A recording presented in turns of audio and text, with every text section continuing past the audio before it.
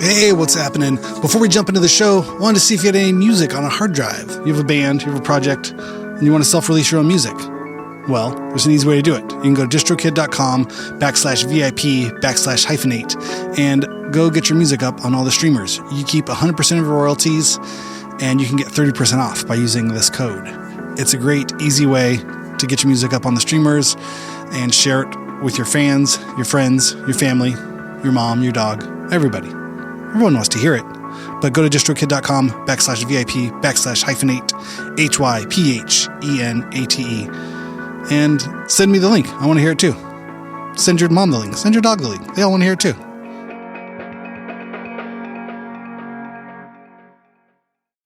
We'd like to thank our sponsor, iZotope, the absolute leaders in intuitively designed plugins for audio restoration, mixing, and mastering. At iZotope.com, you'll find a plethora of tools and suites that will enhance your audio production, whether it's voice, video, podcast, or a full production recording session. Check out the industry-standard audio repair tool, RX11, or the multi-tool mixer plugin, Neutron 5, or the powerful Ozone 11 mastering suite, plus tons more. Go to iZotope.com and use the code FRET10 at checkout for 10% off. That's FRET10 to get 10% off at checkout. And again, the website is iZotope.com, IZOTOPE.com. Audiences don't like boring formulas. As much as the streamers want to tell you they're going to look at their phones at this moment. Yeah, they're looking at their phones because you're making boring shit.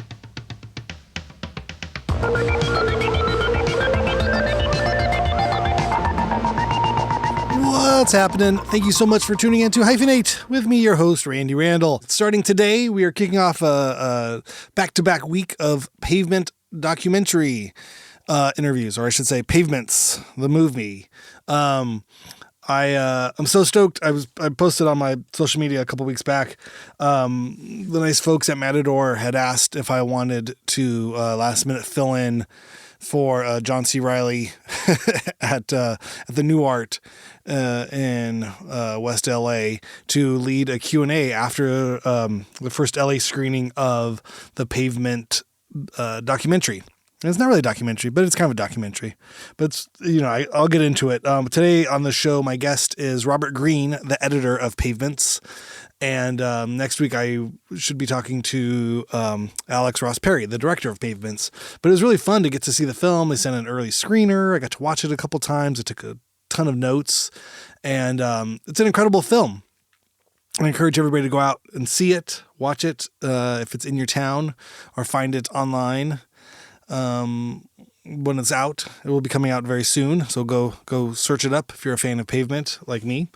And Robert, we get into it. We get super nerdy and into our fandom here. But yeah, it's an incredible film. It's a very weird film. And it's like, a bunch of different narratives all sort of cut and kind of kaleidoscopic. I think it's really testament, to Robert as an editor and as a fan of the band, that he was able to pull off something so evocative of the band. And, again, we'll get into it in the interview, but yeah, it's really beautiful. I think he really captured something about what it is like being a fan of Pavement, or what makes the band unique and special, and how funny and meta and weird, the whole existence of the band was at all, and how fun it was and is to be a fan of Pavement. So yeah, really cool. I was stoked to get to go do the Q&A, and I met Alex Ross Perry, the director, and I got to see Scott Spiral Stairs, and that was really fun. He'd flown in from Australia. And he and I had worked on, he recorded his last solo Spiral Stairs record here in LA a couple years back. And it was so nice. I had met him with the band I play in No Age, opened, I think, 5 or 6 shows for Pavement in the 2010 reunion, in that first reunion thing they did. So it was really fun getting to meet the whole band. But we had also, No Age had played on a festival in Australia with Spiral Stairs and the band that he had, his Spiral Stairs solo band. It was the Laneway Festival, and that would have been, probably 2009. And so it was fun getting to meet him then, and then see the big Pavement reunion stuff and get to do all those. And then now, all these years later, I played a little guitar, I played a little guitar on his record and got to play some shows, and just, it's incredible. Really, it's just dream come true. I had, those pinch me moments of being a Pavement fan, on that last Spiral solo run, at the last show in LA. I played 2 states with them on stage.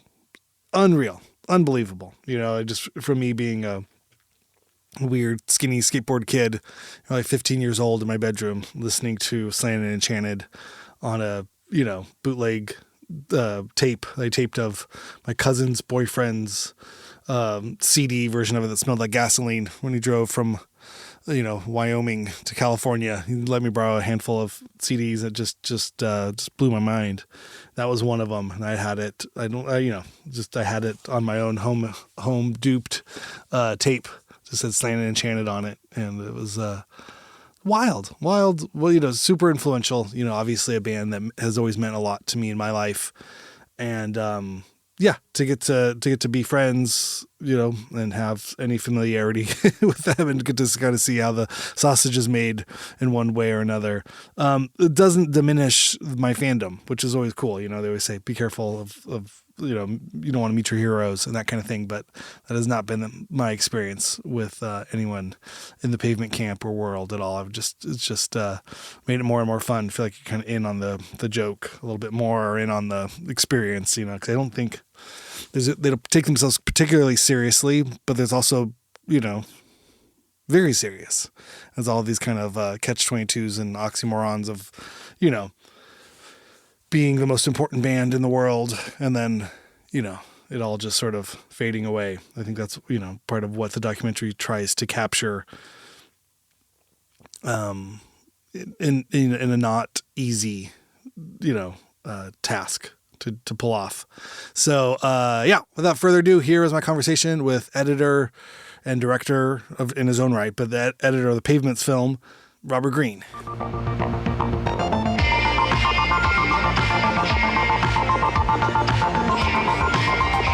Robert, thanks so much for joining on Hyphenate. How are you doing today?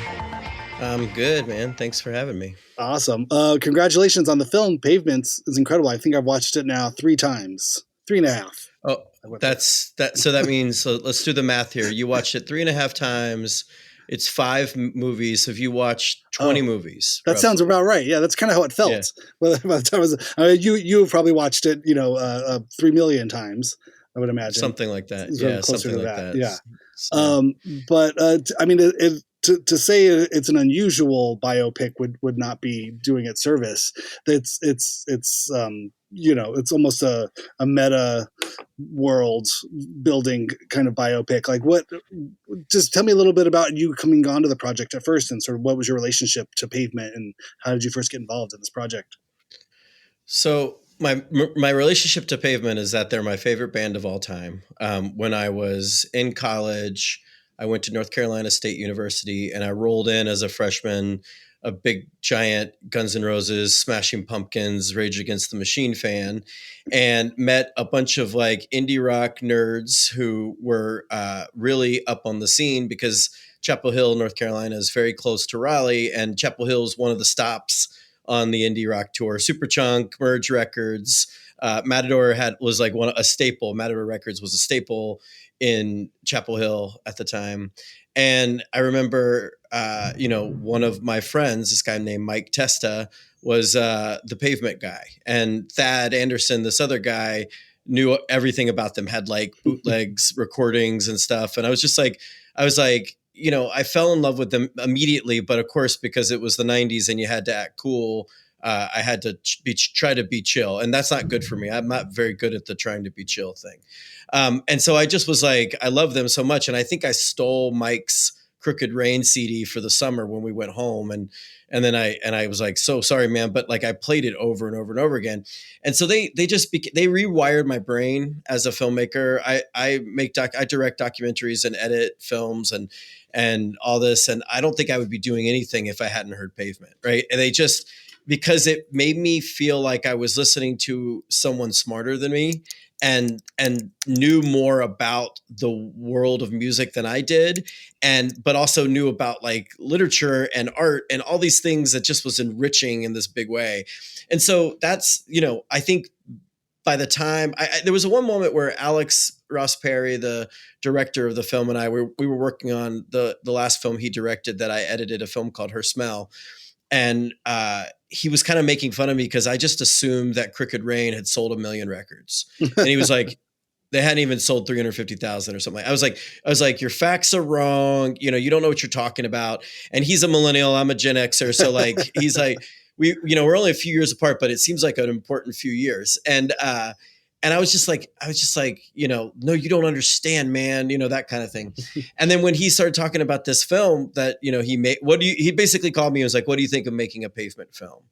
And I was like, well, what's your take? And he's like, well, it's going to mix fiction and documentary. I was like, well, that's what I do. So that's all the films I've directed all have some mixture of documentary and fiction. And I'm like, well, you're not making a fiction documentary hybrid about my favorite movie without me. And he's like, bro, that's why I called you. You don't have to be so mad, like that. And I was like, yeah, I'm going to be a producer. I'm going to be the editor. We're going to work together on this. And it was, an important moment. Interesting. Wow. There's so much to unpack there. What was it about the band? Do you think that spoke to you? I mean, that's a big shift from, like from Guns N' Roses, Rage Against the Machine to something like Pavement. I mean, can you recall if you put yourself back in put yourself back in those shoes? Yeah. I haven't told this story, and it just came back to me the other day when I was driving up. I was talking to my daughter who's 18. She's just got done with her college freshman year. So she's right at the age I was when I was getting into Pavement, and it's her favorite band too. Pavement is her favorite band too. So we have a lot to talk about, and we're both like real weirdos. So we just really dive into the stuff. But I was recalling that, after my sophomore year in college, I kind of grew up in very working class environment, and I had not the greatest relationship with my parents, and they kind of messed up on their taxes. So I had to leave college because I couldn't get financial aid. And I ended up living in my now ex-girlfriend's house with her stepfather and her mother. And it was really weird. It was just like, I just needed a place to sleep. And they were like, yeah, you can stay here, even though it was like very strange. I felt like such a loser because I'd had to drop out of college. I ended up going back and everything ended up fine. But I was just listening to Wowie Zowie nonstop. And I remember like thinking like this was like my refuge in a way. Like I was in a really bad situation. I was sleeping on someone's couch essentially. And it was like back in the sort of like rural North Carolina, like sort of like nothing's going to go right, da. It's like, it's just kind of like a depressing place in some ways. Even though they were very generous and nice to take me in, I was depressed. I was like, this sucks. I was working like 18 hours a day to try to earn enough money to go back to college. And I just listened to Wowie Zowie on repeat. And I could, and it was like, it felt like they were an escape. That was like some other world other than what I grew up in. And they were smart. They didn't, I was in a situation where I had to care a lot about a lot of things. And the charm of Pavement is they work so hard at everything, and it seems like they don't care at all. And you really don't know, like that as a fan of the band, you're like, am I stupid for loving Malkmus's lyrics so much? Because maybe Stephen Malkmus didn't even mean to write these lyrics. I don't even know. Like they have a magic quality to them that felt transformative to me in that moment. I think that's the best way to say what they meant to me, right? Like it was like my brain felt better when I was listening to them. That's so interesting. I mean, I feel like, my journey was similar. I was probably around, 16, from 16 to 20, pretty obsessed. And that idea of escapism, I think in sci-fi fantasy has always been a big part of my sort of journey, especially as a younger person. And I guess, I never thought about it. There was something kind of self-contained in that sort of way that had tendrils. It was world building, which we would call, using today's sort of nomenclature, but in that sort of way, it was otherworldly. And, in that there was mundane, but it was also like you said, it just felt intelligent. There's references. Like I had to look up what a dashiki, I knew what it was. Like there's men with dashiki and they're left as weeklies. I was like, what is a dashiki? I don't know. It just felt different, and so I had to Well, look. I had to mature. It was kind of like taking a cool college class or something. You know, I'm like, okay, I like this. Absolutely. I mean, they were called the bookish Nirvana, right? Like that was like one of the ways that people would talk about them. And I remember being bookish when you're coming from the environment that I was coming in was enough. It was like cool enough. But I remember, I mean, they were also a band that would release one of their best songs ever, Easily Fooled, on a B-side of a single, right? And then, but the best version of Easily Fooled, I remember it was just recorded on a cassette tape that I literally treated like it was, you know, magic. Like this is the one great recording of Easily Fooled I've ever heard. And of course now then they've re-released it when they re-released everything. Basically they don't call it Easily Fooled. It has like, it's called like the Sutcliffe suitcase song or something weird. Like I don't even remember. It's like some dumb title because you know, in Spiral, you know, Scott Camberg, Spiral Stairs, one of the original founders and who named the band after an urban studies class in college. He wanted that. Like that's what they wanted from the beginning, is this mystery, this idea that you can't quite put your finger on it. Like, are they Treble Kicker or are they Pavement? That like from the first EP, like that's why they had Spiral Stairs and SM were their names, you know, like, so I think that stuff just sustained. And basically now we know it's because they're all really regular people. And so they had to add as much mystery as they could because they were all pretty normal guys. Which is hilarious. I think there's something also, you know, I think just you were talking about, you know, that particular time in your life. And I think I related to it in a way of that sort of coming of age and the dawning of nobody knows what they're doing. You know what I mean? Whatever, you know, as you become an adult or a young adult in your own sort of world, and that sort of disillusionment, you know, I guess if that's even a word, but the, you know, that kind of feeling of like, oh, this is all, everyone's just making it up. It's all absurd and it's all surreal. And like my boss is a horrible person, or this, you know what I mean? Or the professor doesn't know anything about the subject he's supposed to be teaching, but I just have to pretend like he does to get the grade, to get the thing. And you're like, this is the blind leading the blind, or, you know, your ideals as a young idealistic teenager kind of meet the meat grinder of just daily, like, you know, minimum wage jobs. And then there's something about the music that has this kind of like loopy sort of circus-y surrealness to it. And you're like, yeah, this is the perfect music, crazy music for crazy times, or for that sort of like disillusioned times, you know. Sure. Why would I care? Why would I be so passionate? These guys aren't passionate. The whole thing doesn't fucking matter. Nothing matters. Or, you know, I think a lot about Serpentine Pad, the great track from Wowie Zowie. And it's like force-fed integration from the corporation. I don't need this corporation attitude. And he's singing it like he's singing in this kind of like snotty British accent, which is so he's making this like fuck you to corporate, you know, whatever, which like this is the era of integration for, you know, all this stuff. Sure. But also he's making fun of that same song. Like, so you get the rage, you get to be pissed off about corporations, you know, when I was 19 when that song came out. Right.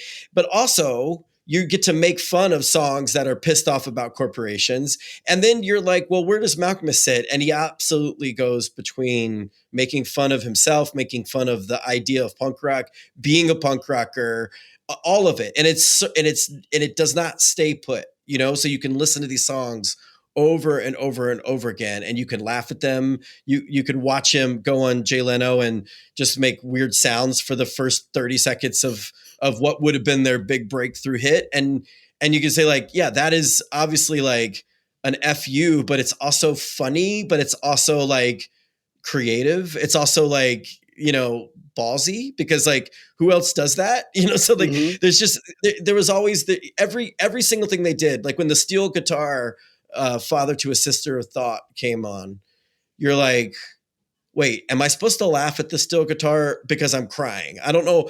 And I know that they don't like country music, or I don't think they do, but maybe they do. Maybe they're listening to Uncle Tupelo just like I am, you know, like, I don't know, you know, like, I don't know. So, and then when Brighten the Corners came out, I remember it was so straightforward. I remember buying it 1997 or 96, whenever it came out. And I was like in the Best Buy parking lot, or I think it was Media Play parking lot.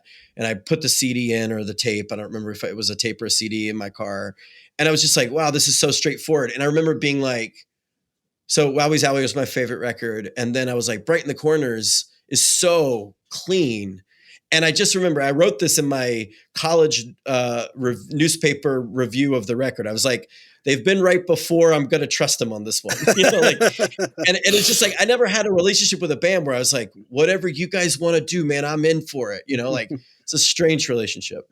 Yeah, no, I mean, I relate to that so much. Yeah, I remember buying Bright in the Corners when it came out, and in some ways being a little bit more like relaxed because I think I was younger, and like some of the Wowie Zowie stuff, I was like, I don't know, man.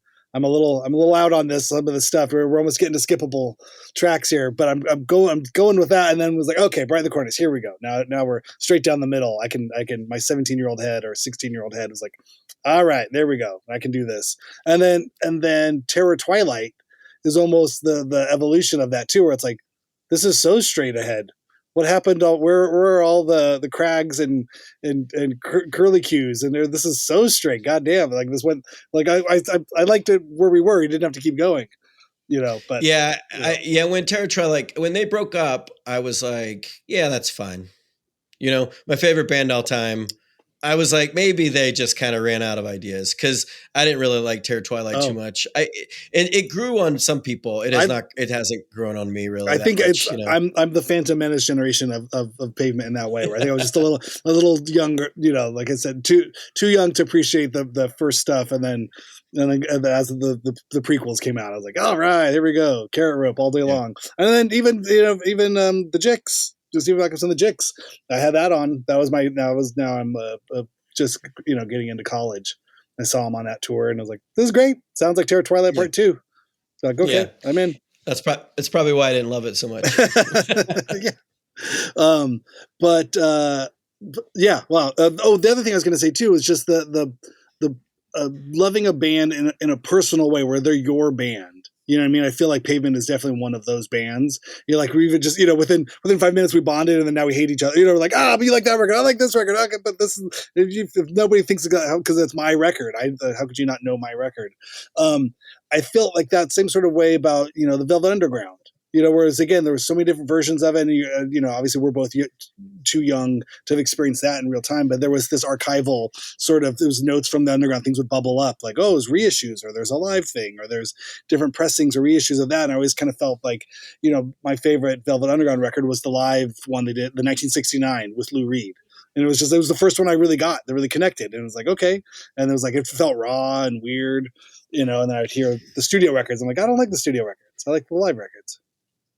Well, when with bands like that, with Pavement, with Velvet Underground, with any band, or a band like the Kinks, even, who changed a lot, they had a lot of great transformations, and certainly like the Stones would transform every single record. I think that creates this like attachment to eras, attachment to where you are when you hear them, all that stuff you're talking about. That's kind of what we wanted to replicate a little bit in the experience of watching Pavements, right? So like the film, we it's not the eras thing, it's just the esoteric inspiration is what we really wanted to get at. We wanted you to feel that same sense of like if you like that same sense of like, maybe this is undercutting everything I just watched, or maybe this sincerity is laughing at me, but maybe why am I also having these emotions? And I think it's like those the obsessiveness that a band like that sort of engenders in its fans. We wanted that obsessiveness to live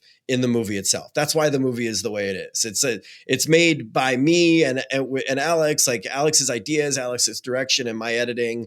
And I just felt the whole time that I was getting something out about this band that I couldn't say otherwise. Right. I was working through something about how much I love them, and also how baffled I was by them at times and all that, Yeah, and how much of that is found in the process, or was sort of set out? I mean, obviously the intention could be there in the beginning, but in terms of constructing it, like was there a map to follow, or was it? No, how did that happen? No map at all. We sort of started with this idea that maybe we would be seeing chunks of the fiction film, or chunks of the musical, or chunks living with chunks of different versions of the story, and then maybe those would start to intercut or something. And then for many reasons that didn't end up being the best version of what we got, really. Like it wasn't able to live in that way. And really what happened is the director of photography is a guy named Robert Greene, who is a director in his own right. I've edited his films. He's shot my films. He's worked with Alex separately on a bunch of projects. He went and he filmed with the band in Portland for those early rehearsal scenes. And me as a fan, I just saw in his footage this emotion that I couldn't quite put my finger on. But when I called Alex to talk to him about it, I was like, look, what I'm seeing as a fan is like validation for my entire, like loving them for so long, right? Because you see Malkmus loving the band, and you see Spiral really trying hard to relearn those songs, and you see everybody working so hard, and Rebecca Clay Cole lifts everybody up, and it's just like watching them all like in their 50s moving towards this goal together really felt uplifting and strangely beautiful and emotional. And so that really rejiggered the whole thing. That led us sort of more towards traditional documentary in some ways. Like I really found that to be like the core emotional thing that I wanted to search for. And so we would go back and, see footage from Malkmus acting very snotty in the past. And then you see him in the present being really sincere and sweet. And you put those two things next to each other in a split screen. And somehow this idea, it was called Pavements, plural, from the beginning. And there you go. You got past and present. You got multiple versions of a personality. You got some dimension in the humanity of this person. Then you add Joe Keery, playing his version of Malkmus. Then you add Michael Esper playing his version of Malkmus in the musical. And then suddenly there's this like, and that Joe Keery is, quote unquote, obsessed with Malkmus, like a lot of us are. And he's a stand-in for a lot of fans being obsessed with Malkmus. And then you got Esper, who's like made it very clear how much he loves the band. So you just see all these like this prismatic, mirrors on mirrors version of someone. And to me, like someone as enigmatic as Stephen Malkmus, that's kind of the best way to see him, is through all these lenses that are fractured and whatever. Because if you look at archival footage or interviews of him, I don't feel like you're like, oh, I get it, I understand him now. I think you feel like you're watching someone, usually in an interview, who's pained and suffering and doesn't want to be in that interview situation, right? So like, I feel like we were able to get at something deeper with him and the other guys by doing this sort of prismatic approach. And it also was a mother of the, necessity being the mother of invention. When Alex started it, the band said, we don't want to be in the movie. So that's a fun way to start a documentary process. Right. I mean, the prism nature of it. I reminds me, was it Todd Haynes that did the Dylan? Well, I'm not really there. I'm not there. Yeah. Big influence. Big influence. But there was something so fun about that. There was a way where you get to know the person better by seeing them in multiples or by seeing interpretations that helps you sort of find the center of that, of everyone's take on it. You sort of, you develop your own, what's not being said or what hasn't, or what do these people have. It becomes like a Venn diagram. If you have all of these types of characters, you have to fill in the center of it in a way.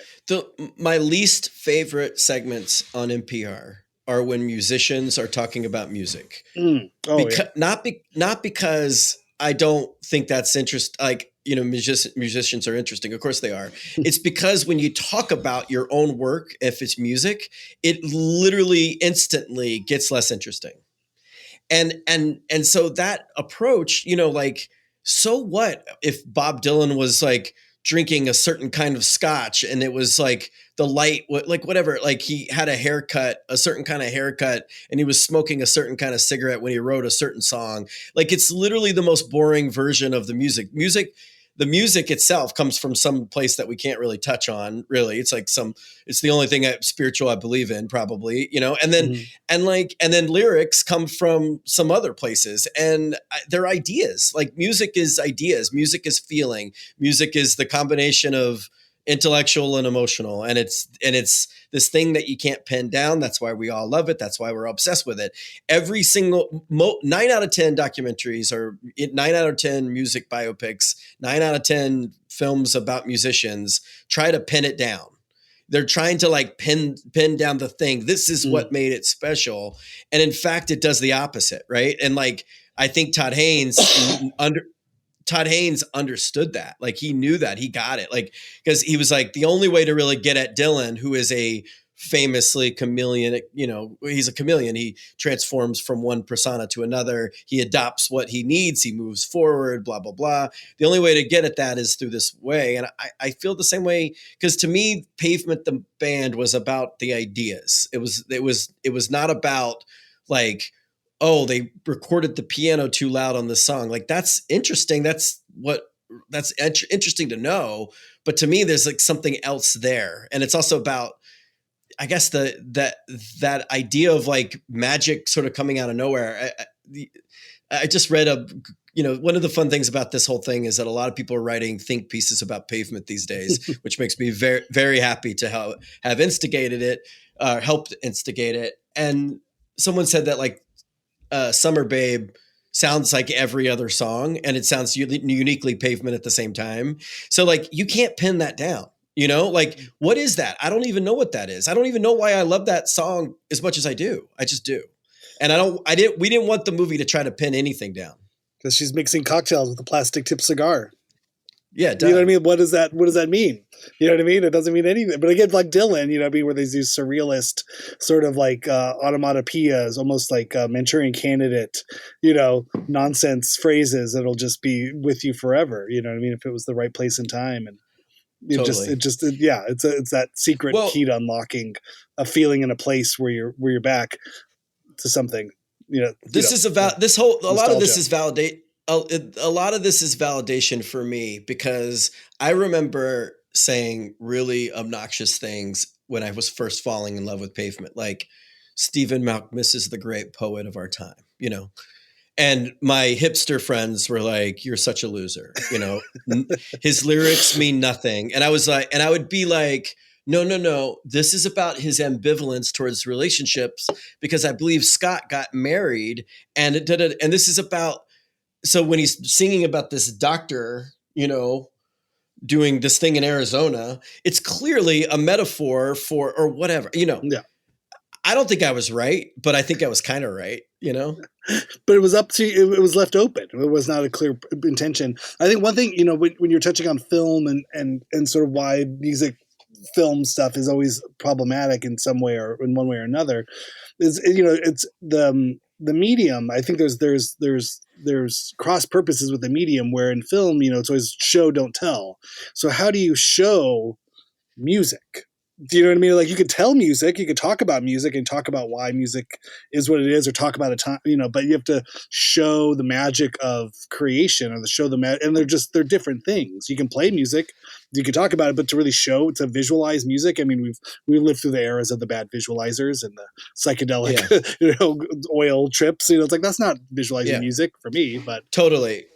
So for Pavement, it's showing feelings that the music creates, which it creates that sense of like intellectual curiosity, knowledge of other bands, knowledge of the history of rock music to that point, knowledge of the way sound structures should go, where every moment is a surprise. Every 15, 20 seconds is a total surprise from the previous 15, 20 seconds. And you feel that curiosity. You feel like we're making fun of the Eagles while sounding like the Eagles. You feel like he stopped breathing. Dad, they broke me. Like, that is so achingly beautiful. And he's absolutely making fun of it at the same time.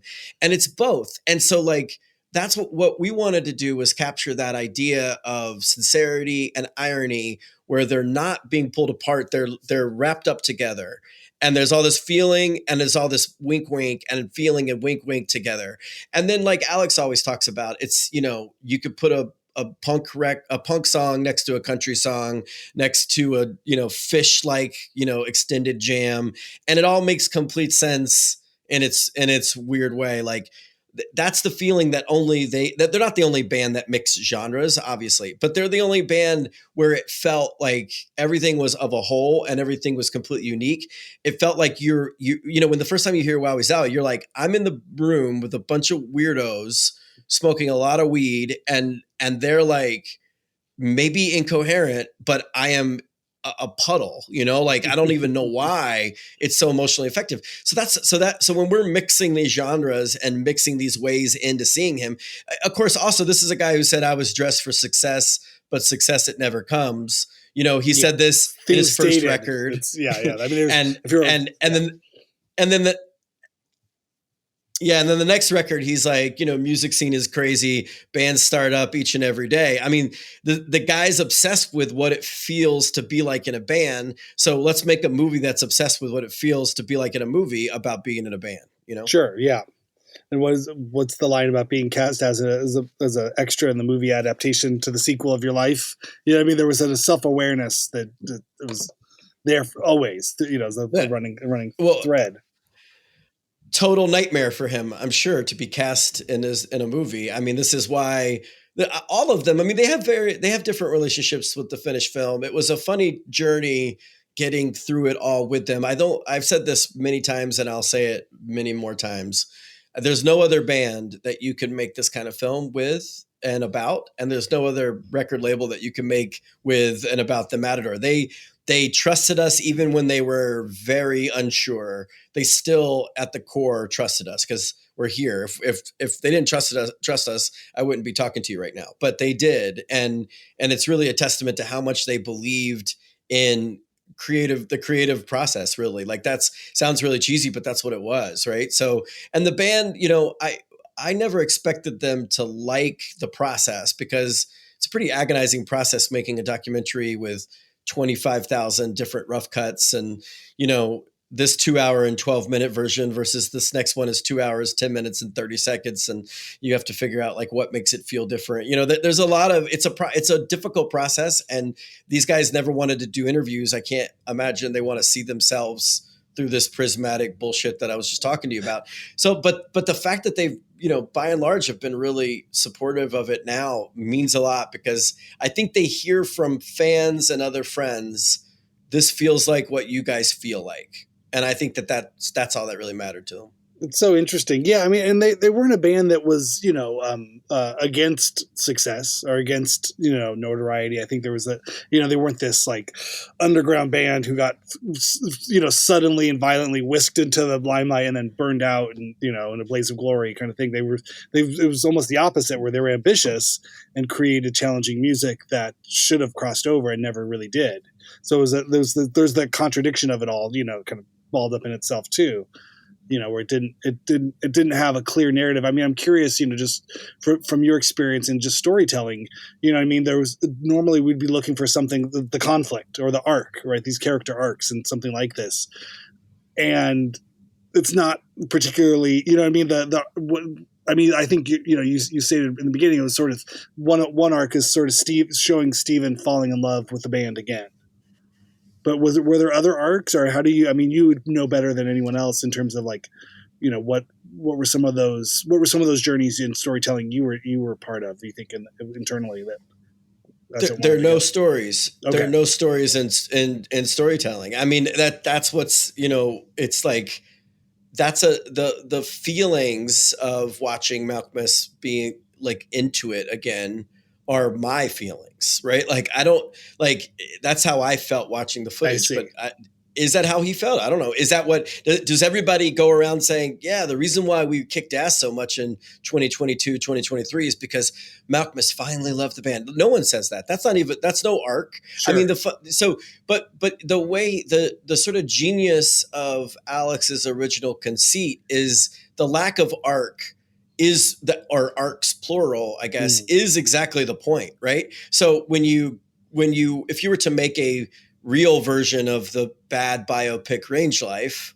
you would absolutely have the mud throwing scene from Lollapalooza be the dark moment in the band's history. And you have, you know, Chris Lombardi as played by Jason Schwartzman coming in and say, the band that ruined Lollapalooza. Like that's the bottom of the bottom. And then you watch them build back up and they become the big band of all time, right? Whatever. Right.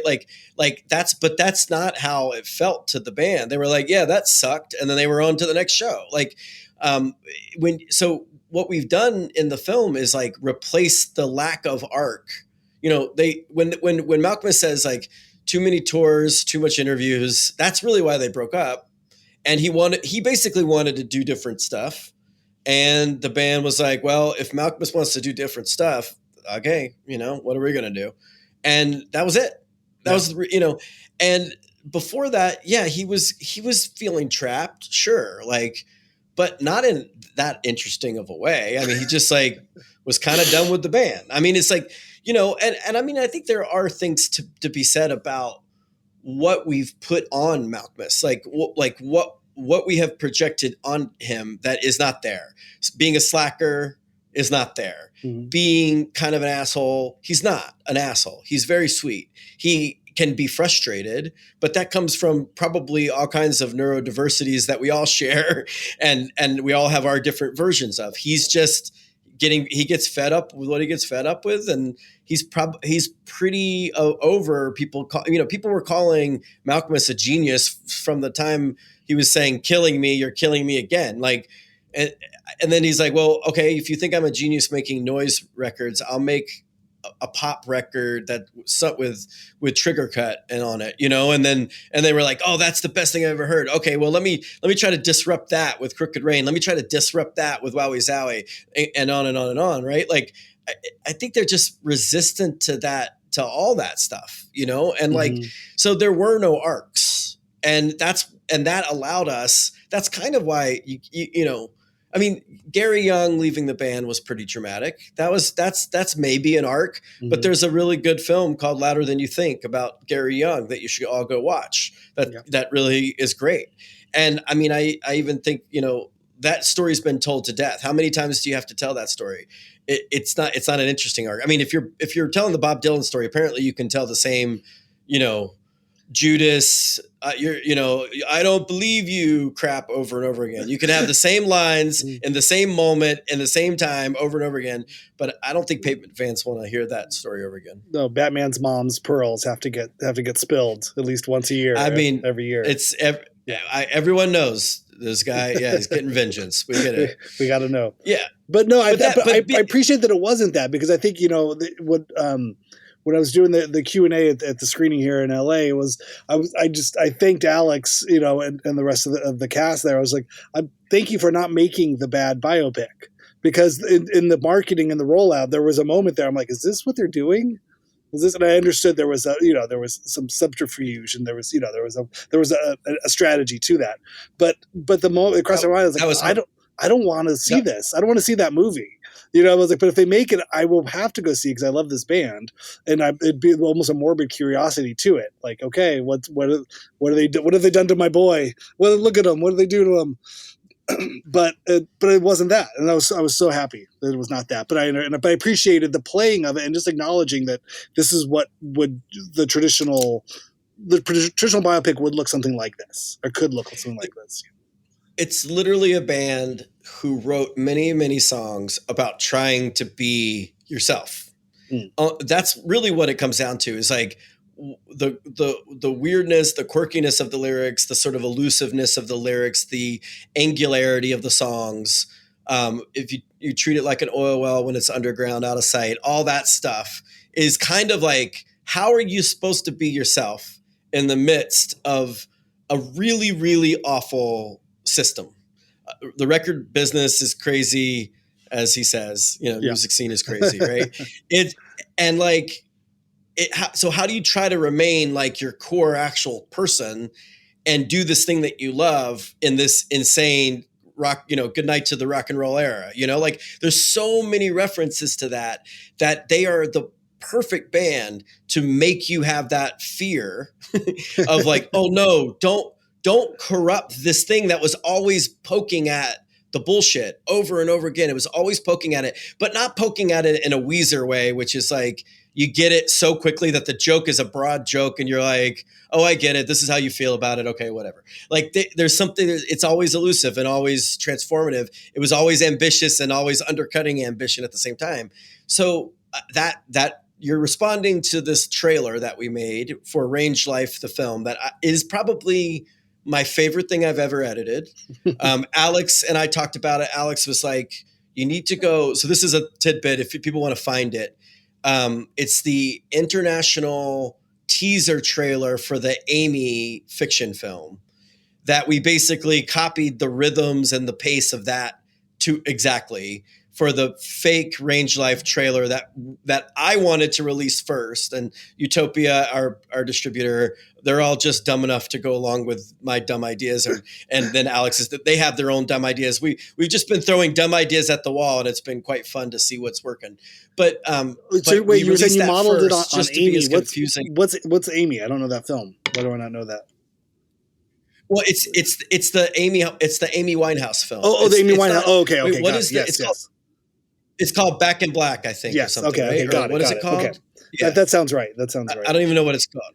Okay. Maybe it's called you Back in use Black. that trailer and kind of try to mirror it in ways because it's the bad. It's the international. It's the international version of the teaser trailer. Alex sent it to me and was like, "We need this bullshit for Range Life," and I was like, "I'm on it. I love it," and I dove in and.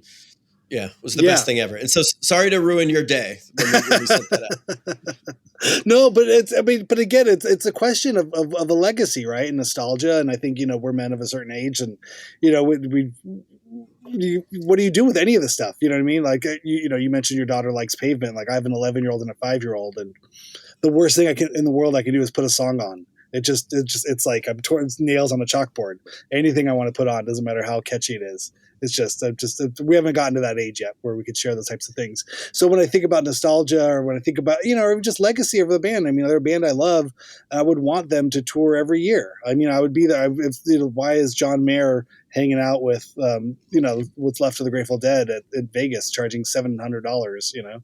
Why wouldn't Pavement do that? Maybe that's too cheesy. Maybe they should, or maybe it isn't. Like, what is those types of futures? I would, if I had a chance to see Pavement live, I would go see them every time. You know what I mean? They're not a band I would miss, so. Well, we keep hearing that it's over, and then they keep planning new shows. So who knows? They might just end up being Grateful Dead after all. But I feel like, but again, like you say, the live tapes. I know Noah and Dave from Animal Collective were like, we're live, tapers, and we're part of a network in the 90s, exchanging tapes in Baltimore and kind of treating Pavement like the Dead. In that kind of way. So I could see it happening. Well, it's not far off. That's because every single show is a completely unique experience, because it's very driven by the moods of the guys on the stage and Rebecca. I mean, Rebecca seems to always be in a pretty good mood. But more of a glue for it. Everybody else is in whatever moods they're in. They were grumpy old men when they were in their 20s. So they're certainly grumpy old men now. And I happen to love that, because I feel like I know the music so well that I kind of feel like, and maybe this is obviously just projection. I mean, I've had the, great pleasure of meeting and hanging out with all of them at this point. It means a lot to me that I can do that. They're still my heroes in a lot of ways. But I feel like the way they're playing songs, I can tell how they feel that day about whatever, like the length of certain songs. Like, are they going to go this extra jam verse, or is Malcolmus going to go full guitar god tonight? Like, how's he going to fit? Or, there was an amazing scene when we played the film at the New York Film Festival, and there was this show they were playing in support of the New York Film Festival screening at Sony Hall. And I think what happened was that they didn't have their normal guitars or something, and they came out and they just played all early noise record stuff. And they played, for the first time I've ever seen it, they played songs in order from the beginning to the end. And at the end, Malcolmus just said, "That's it. That's our career." And he walked off stage. And of course, they got one song out of order, and after they played it, they were like, "Oops, that was out of order. Sorry," because it's Pavement. They knew somebody would be watching. They've got to knit that quilt, and they've got to leave the one flaw in the quilt. Otherwise, they're too close to God. That's so wild. Yeah, well, I mean, it's incredible. How was the reaction? I mean, you mentioned, some of the reviews coming in. I mean, and overall, are you happy with the final product and how it's been received and sort of where Oh it yeah, goes, the impact it's having? it's a completely uncompromising film, and I've had the benefit of making films, directing films, or editing films where I haven't had to like compromise a lot, which is unusual. So that means a lot. That for this thing where like the band doesn't belong to us, it belongs to them, and it also belongs to everybody. And so the need to compromise might be very important to get this thing to be great. But it's exactly the film we wanted to make in every way. And the fact that, as you know, I think Alex just wanted to make the film that we wanted to make. And I think it mattered to him how Pavement fans perceived it. But for me, it's like, that's my tribe of people, right? Like, so the reviews are awesome. I mean, it's a kind of movie that critics are going to love because it's difficult and weird, and fun too, though, like really fun to watch and makes you think a lot and has a lot to chew on. If Mm-hmm. critics like to write about films that make you want to write about films, so like that's been great. That's been awesome. But I met this woman outside of Film Forum. I was doing a Q&A. The film is still playing at the Film Forum in New York. Like, it's going to have a 6-week run there, which is like, I think if I scripted it, it would be a 6-week run at the Film Forum. And there's this really, really sweet woman. She's probably about my age. I'm 49 years old. And she was just like really shy and sweet and just like, hey, I just want to thank you. Like, cause I was really worried.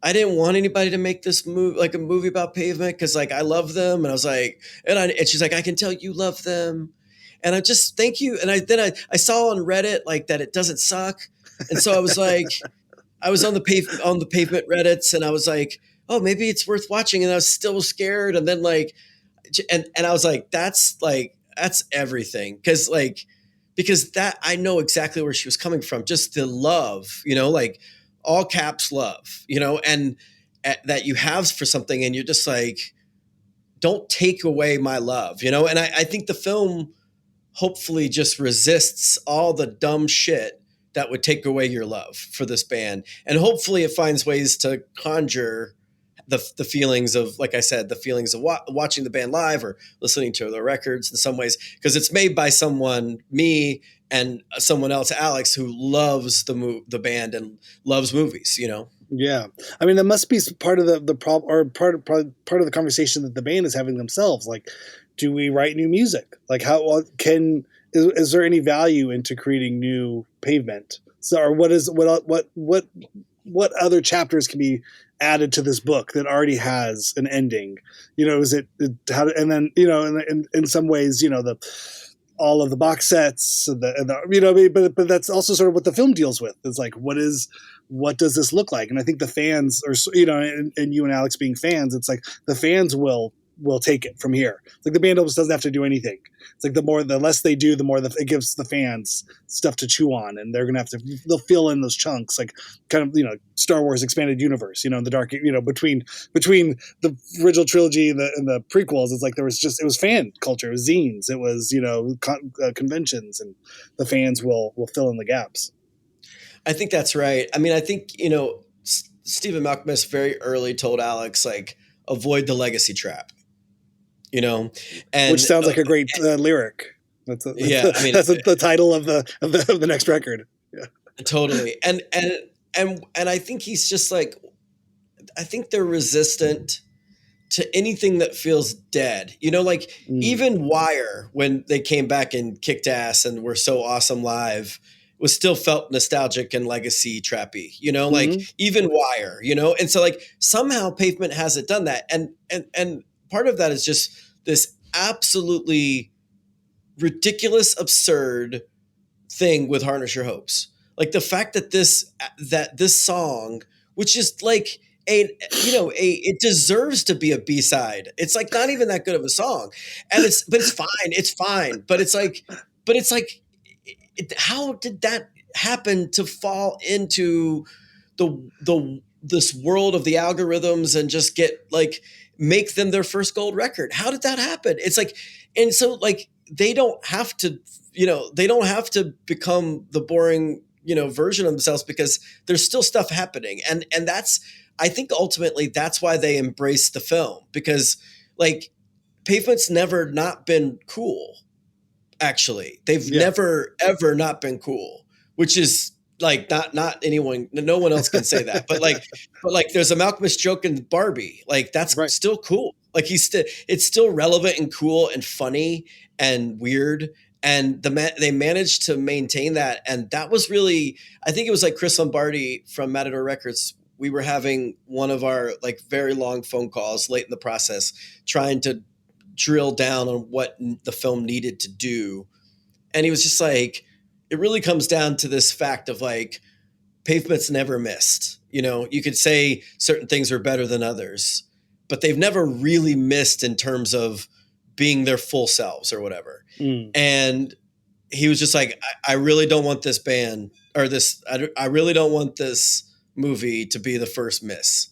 And I didn't, and God, that was scary to me, because I didn't want that either. And I'm glad. I really think it's not that. Yeah. We've done it. Yeah. The most importantly, people are showing up and watching the movie. That's awesome. Right. Yeah. And I mean, just the state of film today, that's great. For people to come out to theaters and see film. That's all. It's really great. It's a Herculean task, that all filmmakers sort of have that, high bar to jump over.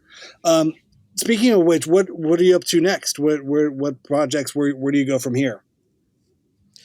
Well, I've got a couple of films that I am directing. That I edit the films I direct. Rob Kolodny's film, The Featherweight, which premiered the Venice before Pavements, is now out on everywhere, Apple TV and Amazon and all that stuff. So you can see Rob's film, which is great. So we're trying to get the word out for that film. And, my movies are always like playing with these forms, playing with the idea of what pushing boundaries of documentary. And I just was having a talk with someone today about a new project that we're raising funding for. And, we're thinking about what lessons can we learn from Pavements? And it really is that resisting the boring, because it used to be that most nonfiction, it was like, oh, I have to watch this because it's good for me, quote unquote. And that's the death of art. When art is quote unquote good for you, even when you like it, it's still like, ugh, no one's going to recommend something like, oh, here, go to a film forum so you can eat boring vegetables. Then documentary got a lot more exciting, and a lot more people got interested in documentary. And now, because of like the force of like the streamers, the algorithm, the Netflix algorithms, right? There's this idea that there's a very cookie cutter version of what a documentary is supposed to be.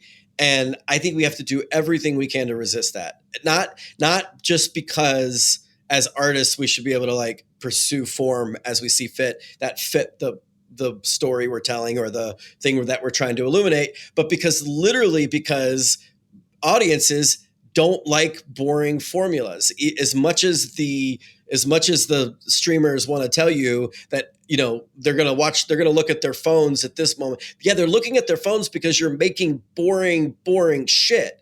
And you literally can't look away from this movie, Pavements. And whether everyone thinks it's too long, it's objectively too much movie. Like it is a stuffed, it's like a burger that's got too many toppings on it, and it's still delicious, hopefully. But you're like, I should not have eaten that burger, but I'm going to go back to the same restaurant and eat that same burger again when I'm in the mood. It's just like, I think we're engaging with audiences in ways that they're like, excited about. I mean, weirdly, like that's why I went to see Oppenheimer, the film, a couple years ago with my kids, and I was like, I think they were like 16 and 14 maybe.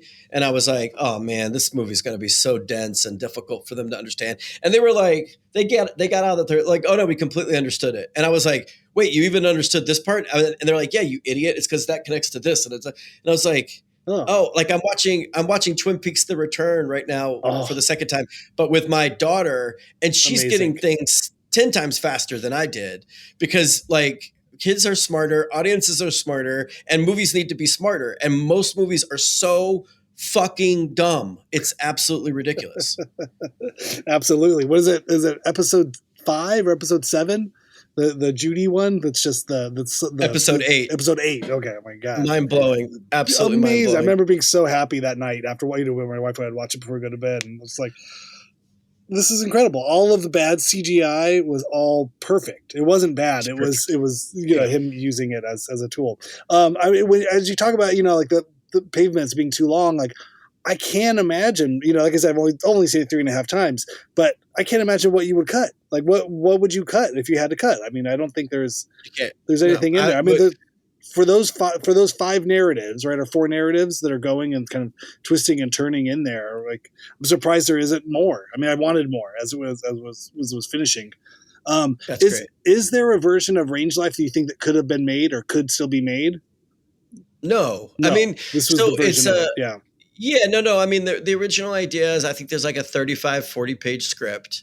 Actually, I'm going to look at my computer while we're talking and see how many. I keep citing this, and then I don't even know how long the actual thing is. And Alex wrote the script? Alex wrote the script. Okay. And it's an intentionally bad script, of course, right? Sure. So because it's intentionally bad script, you do not want to see it, right? All right, here's my Range Life script, but Pavements, I'm just reading this now. Pavements, Range Life biopic segment, it's called. So segment tells you from the 41 pages, 41 pages. So about here, I'll 40, read from 40 minutes. Yeah. Yeah. There's it ends with a scene that no one will ever see. That's parodying Sonic Youth, which is very funny and stupid. No one will ever see that scene because it's unwatchable. But it's also one of my favorite things we've ever made. But yeah, so like the original idea was there was 41-page script. Yeah, maybe we try to shoot that with a full budget. But this is a Pavement movie. So alas, we did not raise said budget, and we were always trying to figure it out. And, because we had limited resources, limited access, it was about to be the actor strike when we were able to get the crew, everybody together. Joe Keery's schedule was crazy. And because of all that is why he did the mockumentary stuff, because that was all, again, an improvise because of what we were missing with this 41-page script that'll never be fully shot. So we probably shot like 10 of those pages. Okay. And then there's a line where Malkmus is quoted in Range Life talking about how, putting the B-sides on the record, that's smart thinking. So, but we always wanted like the read-throughs and the page readings and all that stuff to be part of the movie too. So yeah. No one should ever have to watch more of Range Life than is absolutely necessary. Or I will just say, go watch Walk Hard. Right. That's much better. Yeah. Exactly. Yeah. No, when I saw John C. Reilly was doing some Q&As, I was like, oh, can he do it as Dewey Cox? Could be so great. Yeah. Incredible. Totally. Awesome, Robert. Well, thank you so much for taking the time to jump on. Where do you want people to follow you? Where do you like people to keep in touch with you and to know about your upcoming projects and how to support what you have coming up next? I've gotten rid of all social media pretty much. I guess I'm on Blue Sky technically, but on Instagram, I'm Pre-War Cinema, as in before the war cinema, pre-war cinema. It's a historical dumb joke from many years ago that I've stuck with. And yeah, Pre-War Cinema on Instagram. And yeah, I mean, I teach at the University of Missouri, so you can find my email address. Just Google Robert Greene, University of Missouri. You can find me there too. Awesome. Okay, I found Pre-War Cinema. Okay, I'll put a link to that in the cool in the notes down below. So everyone listening to this, hit that link to keep up with what Robert's up to. Awesome, man. Well, thank you so much. I really appreciate you taking the time. It was great to nerd out with you, man. Thanks. Awesome, Robert. Thank you so much for jumping on the show. It was great talking with you. So much fun. Everybody go see Pavements, the film. You can go to pavements.official.film to see where it is playing in your area. It's in New York, Los Angeles, Portland, Seattle, Nashville, Knoxville, Minneapolis, St. Louis, Kansas City, Portland, Winston-Salem, Silver Springs, Austin, Charlottesville, Arlington. Oh, right, these keep going. Austin, where else are you going to be? New Orleans, Birmingham, Alabama. It's everywhere. Go find it. Opens June 6th. Some places open June 7th. Other places open June 10th. It's coming June 12th. It'll be in Clifton, New Jersey. You know everybody in Clifton wants to go see this. Come on, you're in Clifton right now. You're hearing me say, what? You just said the name of my town. June 12th, June 13th. It's opening. It will be everywhere. Go see it. And then if you can't see it in person, go see it online, which I guess is still in person. It's just on screen. They're on small screen instead of big screen. Do we still say those things? Big screen? They make a big screen debut. Stars of the silver screen, Pavements. You can also follow Robert, as he said on his sometimes posted social media, which is his name, Pre-War Cinema, PREWARCINEMA.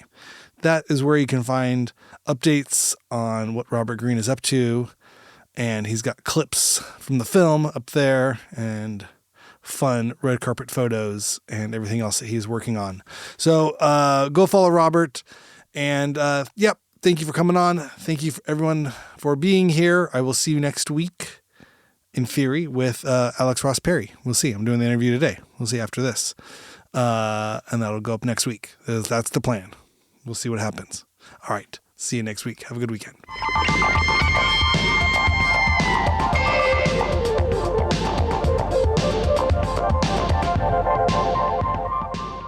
You could watch him go on Jay Leno and just make weird sounds for the first 30 seconds of what would have been their big breakthrough hit. And you can say like, yeah, that is obviously like an FU, but it's also funny, but it's also like creative. It's also like, ballsy.